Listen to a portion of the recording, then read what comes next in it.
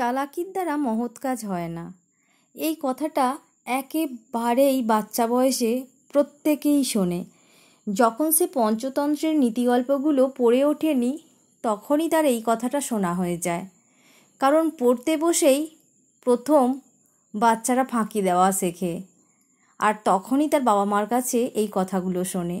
আমিও শুনেছি। কথাটা আমরা বিভিন্নভাবে প্রয়োগ করি। এটা আগের দিন আমার সঙ্গে হয়েছে। আমি প্রত্যেক দিনই চেষ্টা করি সকালের দিকে একটা ভিডিও আপলোড করতে। সকালে যদি না হয় তবে রাত্রে 9টার আগে চেষ্টা করি একটা আপলোড দিয়ে দিতে। তো কোনো কারণে যদি নাও হয় অন্তত 9:30টার মধ্যে হয়ে যাবে এরকম চেষ্টা করি। কিন্তু নেটওয়ার্কের সমস্যার কারণে আগের দিন আমি ভিডিওটা কিছুতেই পোস্ট করতে পারছিলাম না।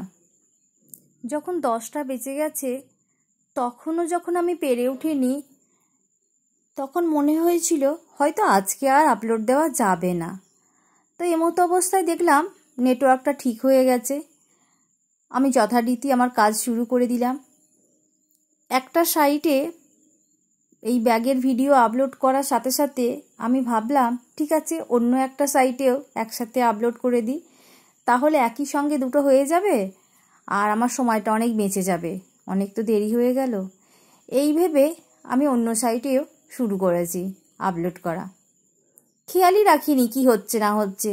এবার জমিয়ে গল্প শুরু করে দিয়েছি।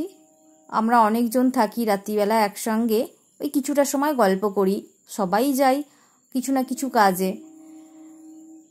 কিছুক্ষণ পরে দেখছি যেটা শেষে শুরু করেছিলাম সেটি কমপ্লিট হয়ে গেছে, আর যেটি প্রথমে অর্ধেক হয়ে গেছিল সেটি ফেলড। ব্যাস তখনই বুঝলাম চালাকির দ্বারা মহৎ কাজ হবে না। এবার নতুন করে আবার শুরু করতে হলো। এতে আমার সময়টা আরও বেশি নষ্ট হলো। যদি একটা একটা করে করতাম তাহলে কাজটা খুব তাড়াতাড়ি হয়ে যেত। আজকে তার জন্য একটা শর্ট ভিডিও বানিয়েছি। এখানে দেখে নিন একবার ব্যাগের মাপটা। চওড়ায় রয়েছে 5.5 ইঞ্চি আর লম্বায় রয়েছে 8.5 ইঞ্চি। 10টা করে ফুল রয়েছে প্রত্যেকটা রোতে। আর ব্যাগের পুরো সাইডটাই কিন্তু সেম ডিজাইনে জোড়া রয়েছে। এগুলো অন্য ডিজাইন দিয়েও জুড়ে দেওয়া যায়, তবে সেম ডিজাইনে একটু বেশি ভালো লাগে। আর ভিতরে কোনো কম্পার্টমেন্ট রাখিনি, শুধু একটাই চেন রয়েছে ব্যাগের প্রথমেই।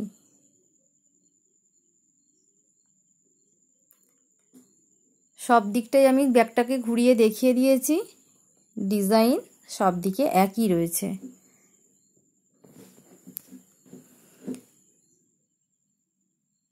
চেনটাও খুব ক্লিয়ার। দেখুন এটা কটন কাপড় রয়েছে। আমি যেগুলো সিঙ্গেল পিস ব্যাগ বানাই সেগুলো সবই কটন কাপড়ের, আর যেগুলো অনেক একসাথে দিতে হয় সেগুলো টিস্যু কাপড় দিয়ে দিই। ওই বাজার যাওয়া ব্যাগে যে কাপড়গুলো ইউজ হয় ওগুলোর ভালো কোয়ালিটি, যেগুলো ব্যাগের জন্য ইউজ হয় সেগুলোই আমি দিয়ে দিই। আমি এখানে হ্যান্ডেলটা একটা পুঁতি দিয়ে জুড়ে দিয়েছি।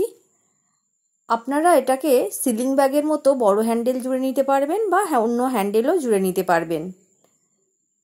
এই ধরনের ফুল আমি অনেকবার তৈরি করে দেখিয়েছি বলে এরা টিউটোরিয়ালটা দিয়ে দিচ্ছি না, কারণ একটা ফুল তৈরি করতে পারলেই তো সব ফুলগুলো তৈরি করে নেওয়া যাবে।